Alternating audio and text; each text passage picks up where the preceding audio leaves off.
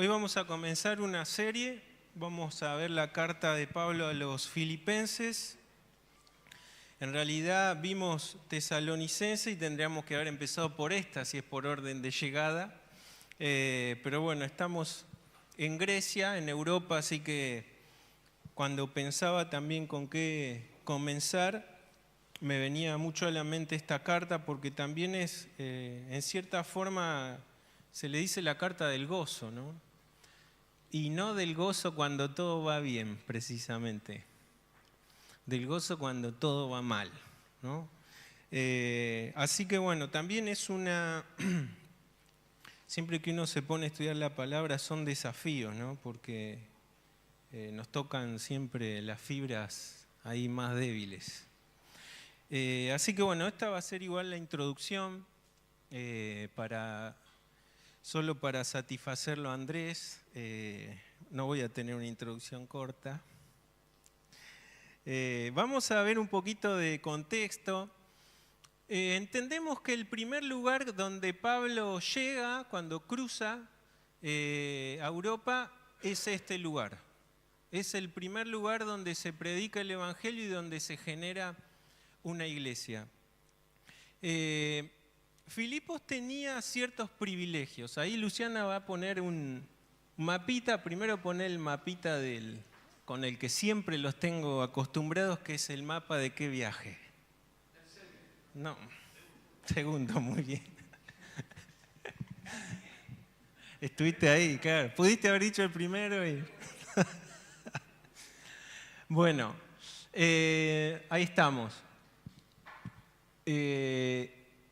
Fíjense, en el primer viaje Pablo solo recorre la zona donde está, ven ahí Antioquía, esa zona norte, sería la zona de Galacia.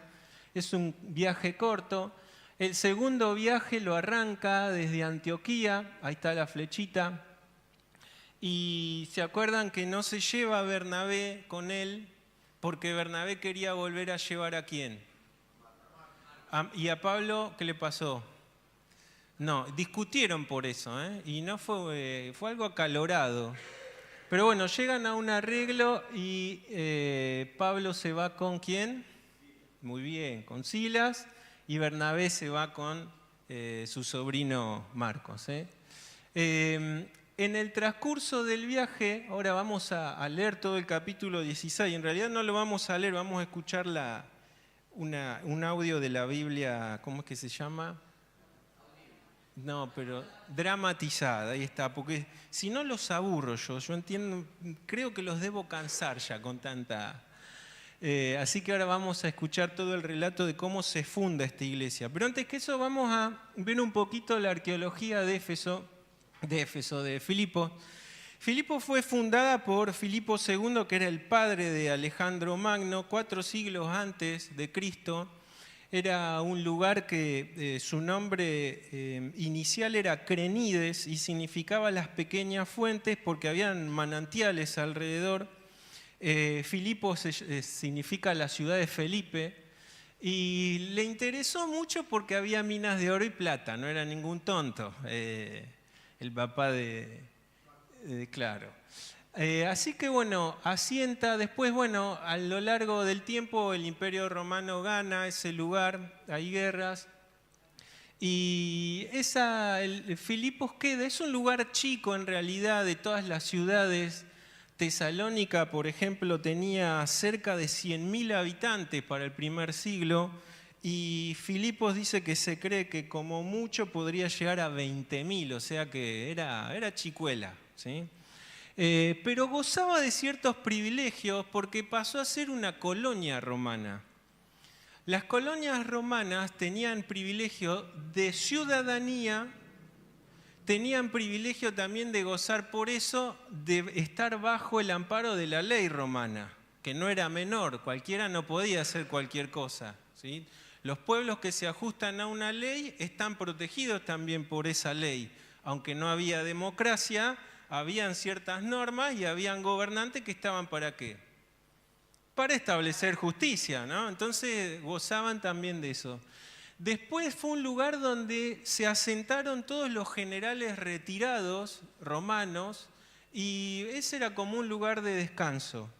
Se le llamó también la pequeña Roma porque contaba con foros, con instituciones propias que la hacían bastante autónoma, y también tenían un teatro que recordaba un poco lo que era el Coliseo romano, aunque tenía una capacidad, se cree que 12.000 personas podían entrar ahí. Tampoco era tan chico, porque si la ciudad era hasta 20.000, contando los granjeros y todo lo que estaba afuera, era bastante grande, ¿sí?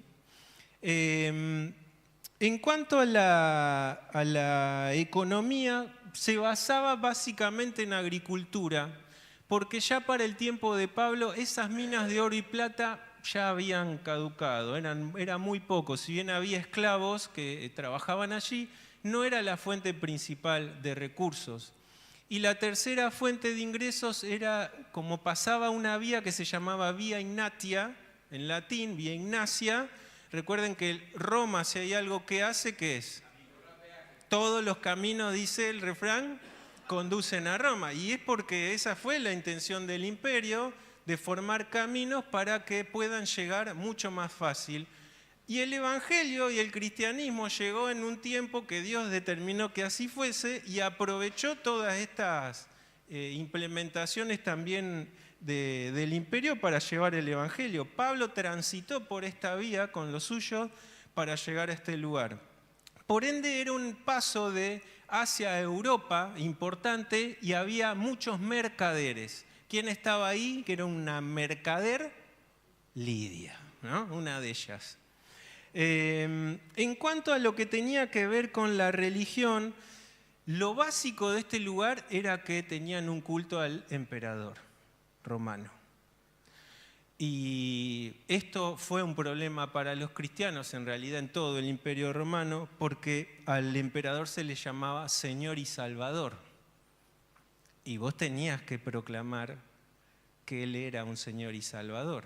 El no proclamarlo te podía generar muchos problemas.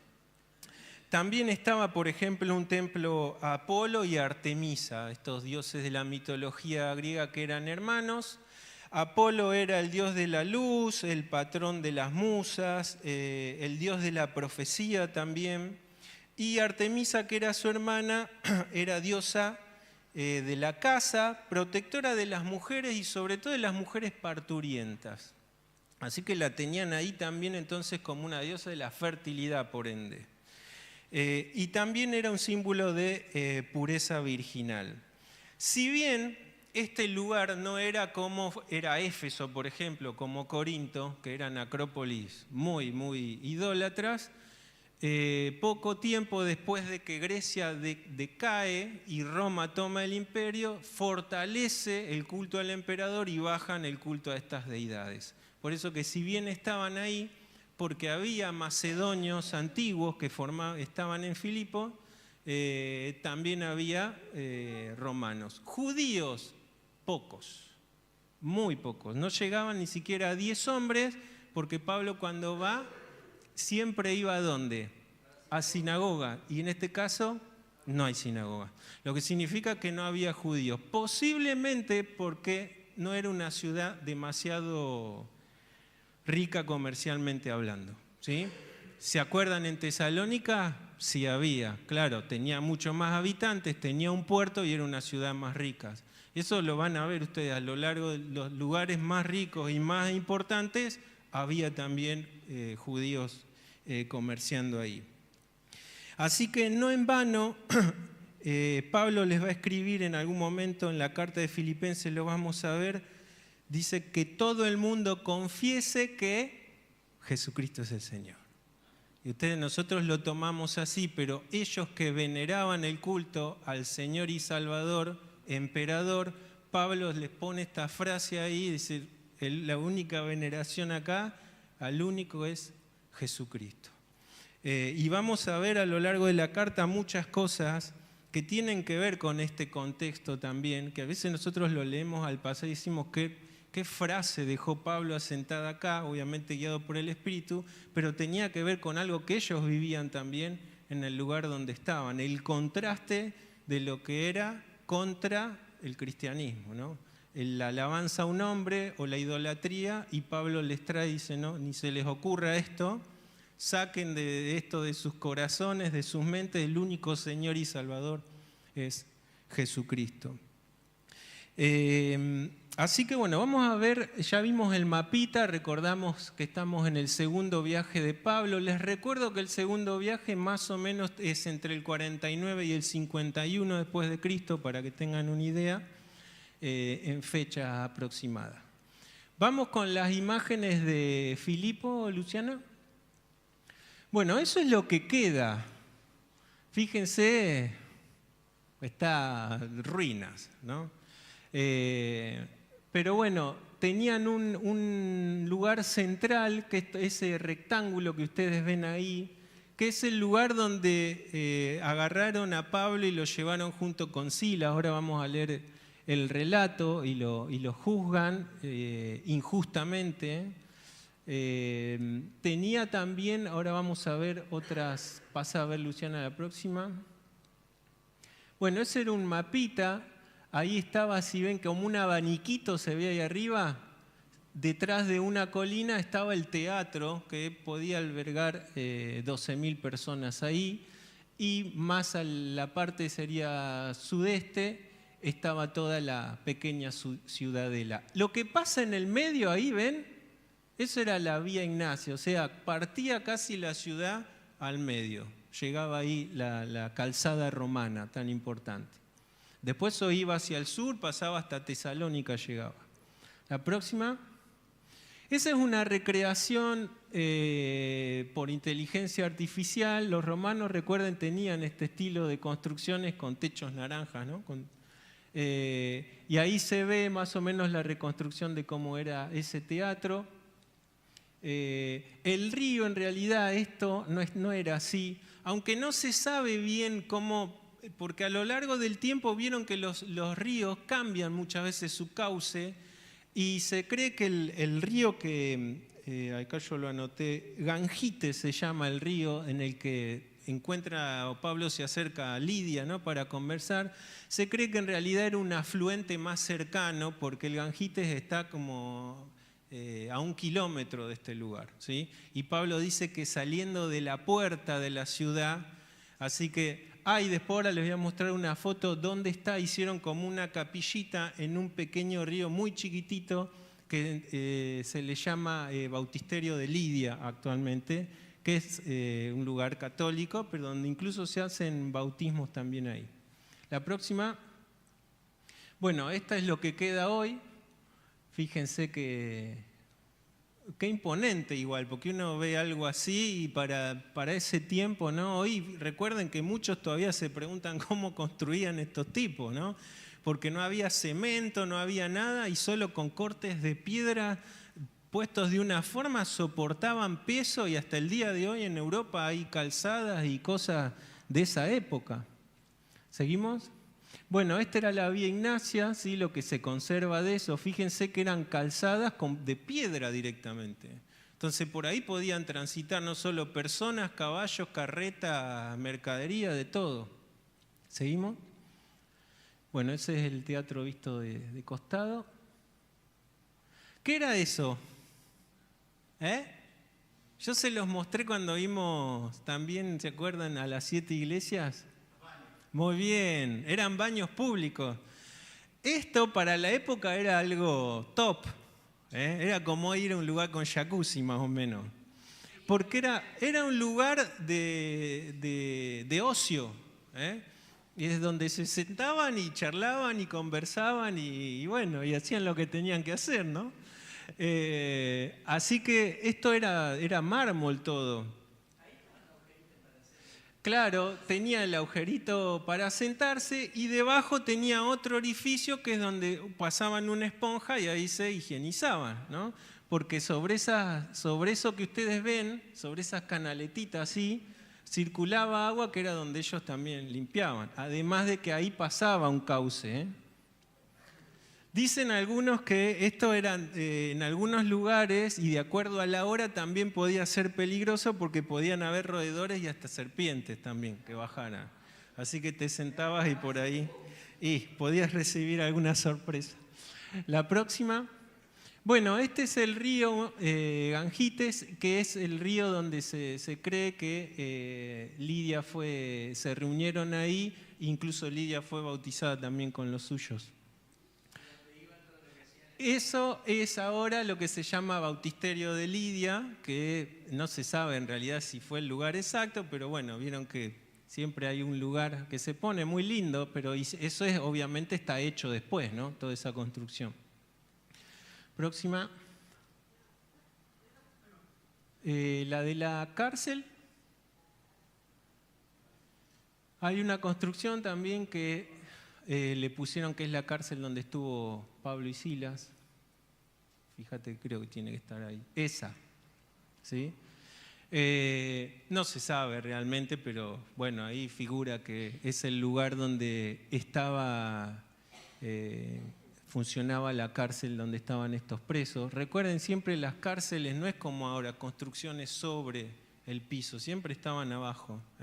Se hacían socavones y los presos estaban siempre, había que bajar escaleras para estar. Ven que se ve como que está eso en pendiente. Y creo que no quedaron más, ¿no? Bueno, más o menos para que tengan una idea de el lugar donde estos hermanos fueron a predicar.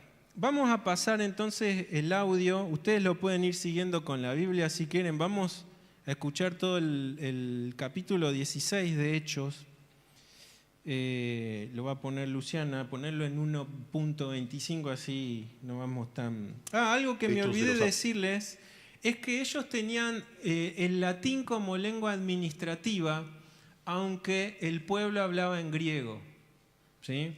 Porque cuando Roma invade no logra imponer del todo su lengua, entonces siguen hablando en griego, pero el latín era un idioma que se iba a imponer administrativamente primero y después, bueno, obviamente los soldados. Por eso el cartel que llevaba Jesús, ¿qué tenía? ¿Se acuerdan?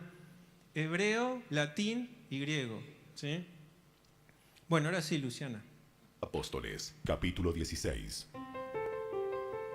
Pablo fue primero a Derbe y luego a Listra, donde había un discípulo joven llamado Timoteo. Su madre era una creyente judía, pero su padre era griego. Los creyentes de Listra e Iconio tenían un buen concepto de Timoteo, de modo que Pablo quiso que él los acompañara en el viaje. Por respeto a los judíos de la región, dispuso que Timoteo se circuncidara antes de salir, ya que todos sabían que su padre era griego. Luego, fueron de ciudad en ciudad, enseñando a los creyentes a que siguieran las decisiones tomadas por los apóstoles y los ancianos de Jerusalén. Así que las iglesias se fortalecían en su fe, y el número de creyentes crecía cada día. Luego, Pablo y Silas viajaron por la región de Frigia y Galacia, porque el Espíritu Santo les había impedido que predicaran la palabra en la provincia de Asia en ese tiempo.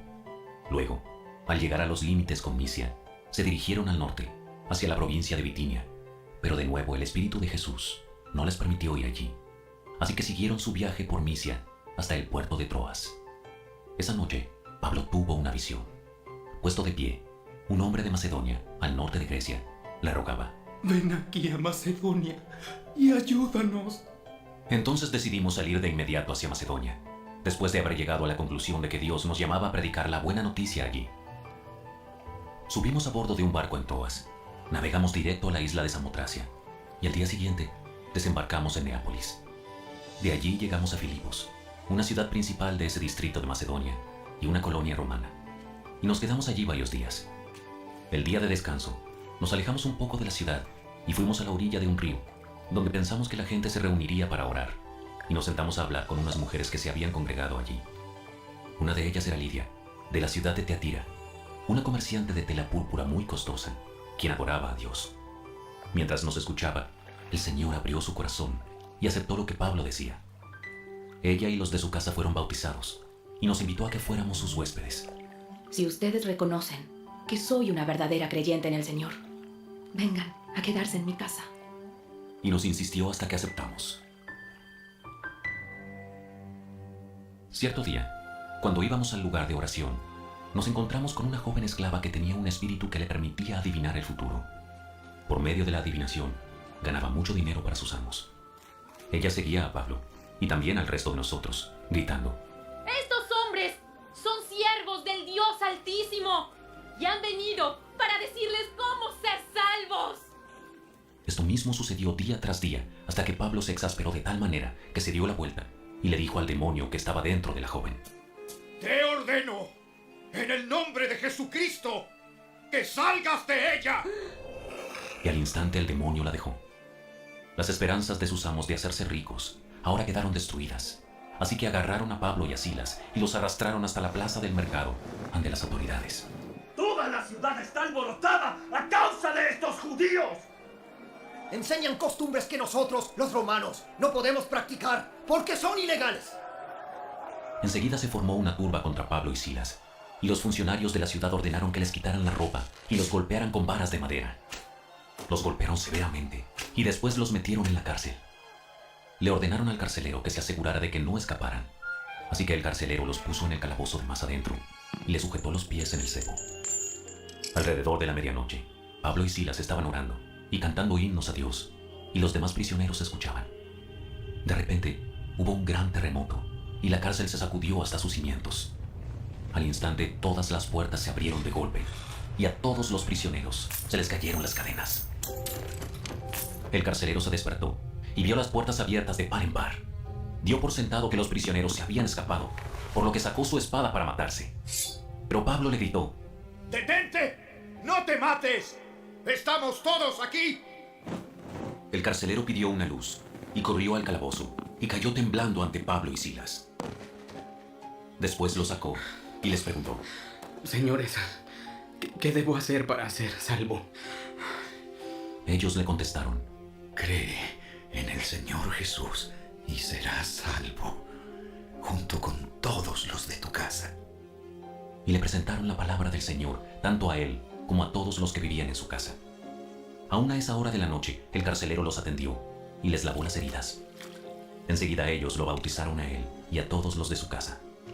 El carcelero los llevó adentro de su casa y les dio de comer. Y tanto él como los de su casa se alegraron, porque todos habían creído en Dios. A la mañana siguiente, los funcionarios de la ciudad mandaron a la policía para que le dijera al carcelero. ¡Suelta a esos hombres!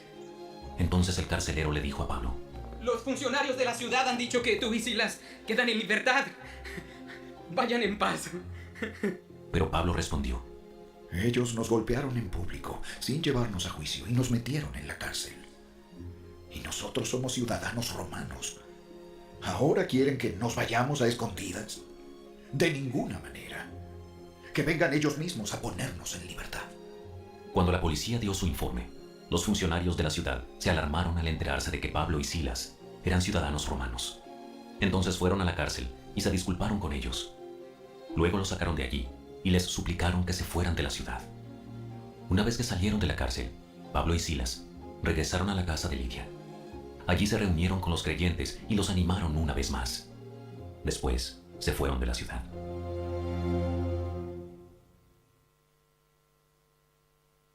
Es mejor que mi voz, ¿vieron? Es una historia que nunca me canso de releerla, porque también toca, sobre todo en circunstancias cuando la queja viene a nosotros, ¿no?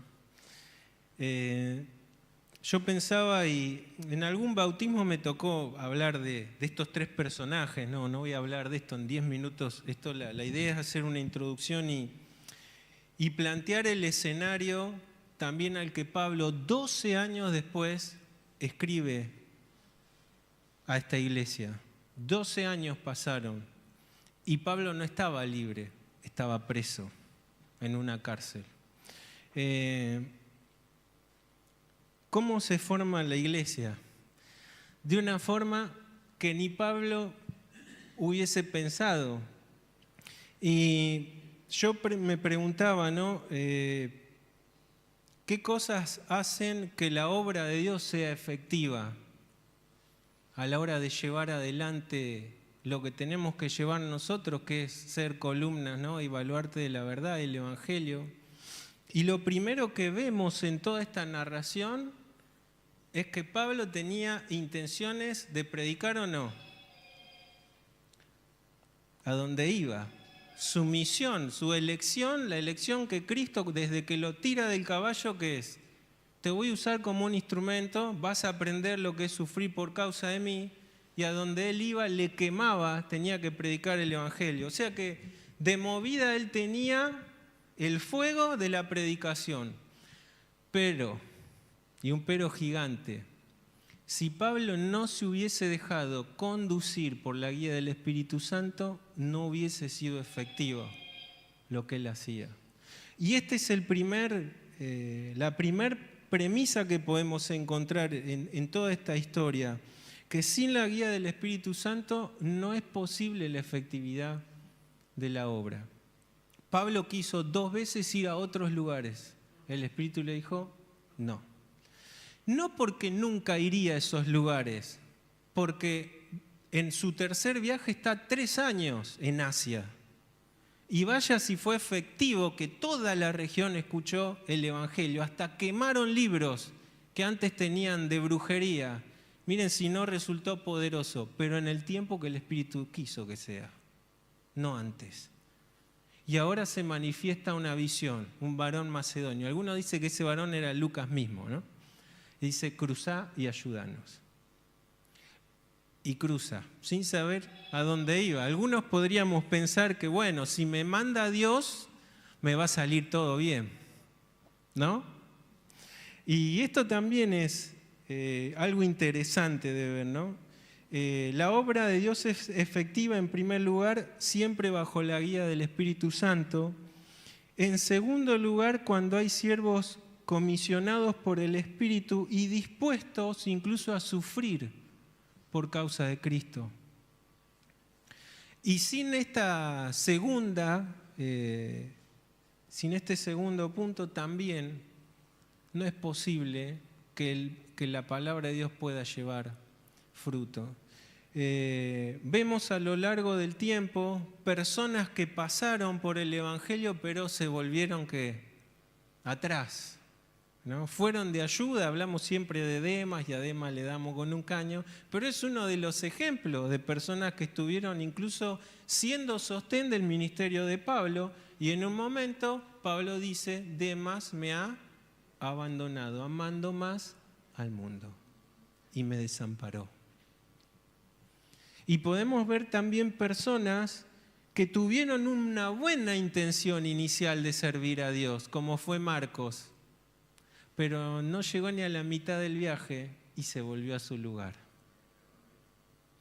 Porque necesitaba una comisión especial, necesitaba una madurez y necesitaba saber que tenía que estar dispuesto a sufrir por causa de Cristo. Eso es llevar la cruz de Cristo. A nadie nos gusta sufrir. Pero esta es la condición. Porque sin esta condición, ¿sabe qué? Nuestro gozo va a ser muy superficial.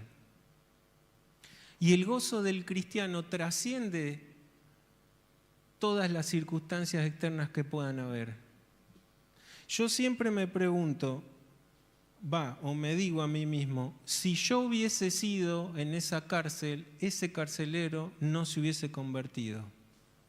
Y no es falsa modestia, porque por mucho menos me quejo delante de Dios. Y había 2 hermanos, les dieron con varas, el relato dice mucho. Siempre Lucas usa el lenguaje de no pocas, acá directamente puso mucho, o sea, eran todas varitas unidas y con eso les daban en la espalda. Sin ningún tipo de juicio previo, directamente los castigaron. ¿Cómo estaría esa espalda? ¿Qué les parece a ustedes? No solo eso, en la condición del cepo en la cárcel, era sentado en el piso con piernas abiertas y una madera que te encepaba las 2 piernas. Por ende, el calambre que tenías, ya a los 10 minutos no más, era una condición terrible. Y Nicolás si hubiese estado, sí, por ahí Nicolás oraba, pero ¿sabés que iba a orar? ¿Por qué, Señor, me mandaste acá? ¿Acaso no me mandaste a predicar? Y mirá dónde estoy. Eso hubiese sido, pues un carcelero nunca se hubiese convertido conmigo ahí. Pero había 2 personas llenas del gozo de Cristo que supera cualquier circunstancia externa, aún el dolor de su cuerpo. Y estas dos personas, ¿qué hacen? Oran y cantan. Eso era el testimonio, no solo a todos los demás presos. A un carcelero, ojo, los carceleros no eran como los carceleros de hoy, ¿eh? Estos tipos estaban acostumbrados al dolor, a ver sangre, incluso a los golpes. Eran tipos rudos, no se los conmovía sino más. Pero la palabra de Dios puede partir el corazón más duro.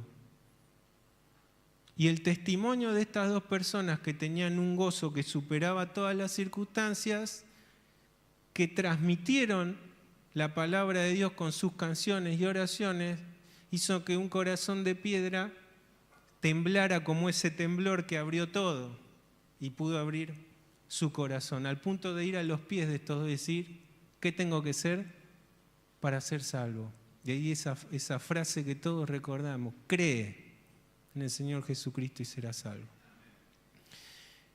Por eso es importante que si la obra de Dios no es efectiva, el primero que me tengo que poner adelante soy yo. Quizás yo soy el que está fallando. Quizás yo soy el que tengo que madurar para que esto pueda ser. Y el tercer punto que yo puse acá, que solo puede ser efectiva, es cuando se predica el mensaje de Jesucristo. Si no, no hay forma. Y ustedes me van a decir, bueno, pero como hablábamos el domingo, ¿no? Hay tantas iglesias donde van miles de personas y no se predica el Evangelio de Jesucristo. Sí, pero estamos hablando de la obra efectiva de Dios. Lo demás es otra cosa. La obra efectiva de Dios que puede transformar corazones solo se puede dar si se predica el Evangelio de Jesucristo. Y estos 3 puntos son los 3 puntos que nosotros vemos en todo el relato. A pesar de las circunstancias desfavorables, el Evangelio que hizo superó todos los obstáculos que puso, fíjense, el mundo y Satanás. Porque hay una muchacha ahí que al pasar parecería que está diciendo cosas buenas de estos dos. Dice que no lo hizo una vez, lo hacía de forma habitual. Cuando van ustedes al griego dice que era una mujer que tenía el espíritu de Pitón. Y por eso le decía que está un poco relacionado con esto de la cultura, porque Apolo dijimos que era el dios de la profecía. Pitón era en la mitología una especie de serpiente gigante o dragón que protegía el oráculo de Delfos. En la mitología, Apolo mata a esa serpiente y se queda como el dios de la profecía. Por ende, esta mujer, ¿qué hacía? Comunicaba lo que Delfos le transmitía. Culturalmente, además, ¿qué hacía? Le daba mucho dinero porque era, además de ser una esclava del demonio, de un espíritu, era una esclava también en su condición social. Por eso es que el Evangelio, y podríamos poner un cuarto punto, siempre que prediques el Evangelio de Jesucristo va a haber oposición. Esa es también una señal para decir voy por buen camino. Cuando todos te palmean y todos te sonríen, algo está pasando. El Evangelio de Jesucristo a lo largo de todo el Nuevo Testamento genera oposición del mundo y de Satanás. Pero el Evangelio de Cristo es poderoso para cualquier fuerza. Por eso Pablo dice, nuestra lucha no es sino con principados y potestades. Todo estaba operando acá para que Filipo no se convierta. Segundo, el Evangelio llega a distintos estratos sociales. Desde Lidia, que tenía platita, porque era una mercader, venía de Tiatira y vendía, ¿qué vendía? ¿Qué era eso? Era tintes de ropas reales. En este lugar habían todos nobles, los ex militares, todos quedaban con buena categoría. Y todos esos se vestían bien, ¿no? Y todas estas tinturas caras se usaban para teñir ropas de personas importantes. Por eso Lidia tenía incluso su propia casa, ¿no? 2 puntos y termino. Los efectos del Evangelio siempre tienen que ser 2. Y los vemos en estas 3 personas y en estos 3. Lo primero es liberación. Lo vemos en esta esclava. Aunque para ellos era una doble esclavitud tenía, porque era esclava cultural y una esclava del demonio, lo que Pablo hace ahí, ¿en el nombre de quién? Uno podría decir, solo Apolos la puede liberar de ese espíritu. ¿Y Pablo qué dice? En el nombre de Jesucristo. Y ahí hay un choque tremendo y una demostración de que el Señor Jesucristo es el Señor. Y solo en ese nombre esa muchacha queda liberada. No dice el relato si forma parte después de la iglesia. Yo quiero creer que sí. Porque nadie que ha sido liberado de una opresión tan grande queda así como así. Pero bueno, no podemos, como decíamos, especular sería un error. Pero yo quiero creer que con el tiempo formó parte, como muchos esclavos a lo largo del primer siglo también fueron ganados al cristianismo. Vemos la operación de Dios también, dijimos liberación, el Evangelio trae liberación y el Evangelio trae transformación. Y esto también es algo importante. No es un simple levantar de manos, ¿no? A veces nos hemos acostumbrado allá, bueno, se hizo la oración y levantó la mano, ya está, tiene el sello. No. Si no hay transformación en esa vida, puede ser un convencido, le falta ser un convertido. Y en este relato nosotros vemos tanto en Lidia como en el carcelero una transformación de sus vidas, inmediata. Lidia recibe a Cristo por operación de la gracia de Dios, porque dice, Dios le abrió ¿qué? El corazón para recibir lo que Pablo decía. Y se convierte en ella y también los que estaban en su casa, e inmediatamente se bautizan. Y transforma toda su vida, que al punto dice que nos obligaron a quedarnos a su casa. Un corazón generoso, un corazón hospedador. Y si vamos al carcelero, ¿qué podemos decir del carcelero? ¿Cambió o no cambió? Una transformación total. Los lleva a estos prisioneros a su propia casa. Les lava sus heridas y les da de comer. Y hay salvación también para su casa. Algo al pasar. No es determinante lo que Pablo dice de que cada uno que tenga a Cristo, por ende su casa va a aceptar a Cristo. La casa va a aceptar a Cristo si cree como el propio carcelero. No hay ósmosis acá. Por ende el Evangelio llegó también a todos desde la casa y todos recibieron a Cristo. Cuando Pablo declara eso a este carcelero, era algo profético de Pablo. Se le fue revelado, vos vas a aceptar a Cristo y cuando se predique a Cristo, tu casa también va a llegar. Ahora, eso no quiere decir que nosotros no somos responsables de predicar a Cristo en nuestra casa y de orar y clamar a Dios por nuestra familia, para que nuestros hijos, nuestros nietos, quienes sean, conozcan al Cristo que nosotros conocimos una vez. Ese Cristo que nos liberó del pecado, de que nos condenaba a una eternidad, como cantamos a veces, quitó las cadenas, ¿no? Rompió las cadenas, pero también que nos transformó. Y así nace esta iglesia. Quizá pocas personas, pero personas transformadas por el Espíritu de Dios pueden hacer muchas cosas, grandes cosas.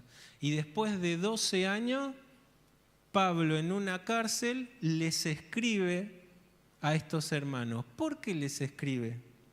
Primero porque Pablo amaba a todos los hijos espirituales, las iglesias que la gracia de Dios hizo que él pudiera fundar, él después tenía anhelo de visitar para confortar, y lo hacía. Si no lo podía hacer de forma presencial, ¿cómo lo hacía? Escribía. Y después, porque otra de las características de esta iglesia, y ya lo vamos a ver, fue una de las iglesias más generosas a pesar de que tuvieron condición a veces de pobreza y persecución.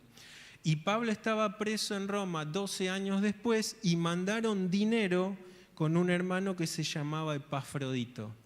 Y entonces uno de los motores de Pablo es escribir también para agradecer por eso que la iglesia había hecho. Cuando Pablo baja a Tesalonicenses, Pablo dice, yo trabajé. Trabaja en Tesalónica y trabaja en Corinto también. Pero ¿saben quién les mandó en 2 oportunidades ofrendas? Filipo, la iglesia en Filipo. Era una iglesia generosa.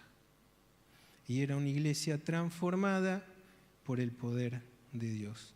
Así comienza entonces esta iglesia y vamos ya la próxima vez a analizar ya directamente la carta ¿qué tiene que decir el Señor a esta iglesia, ¿no? Decimos que las cartas que están y todo lo que tenemos era porque no eran perfectas. Si no, no tendría Pablo necesidad de escribir nada, ¿no? Pero en todas ellas nos reflejamos no solo nosotros en lo individual, sino nosotros también como iglesia.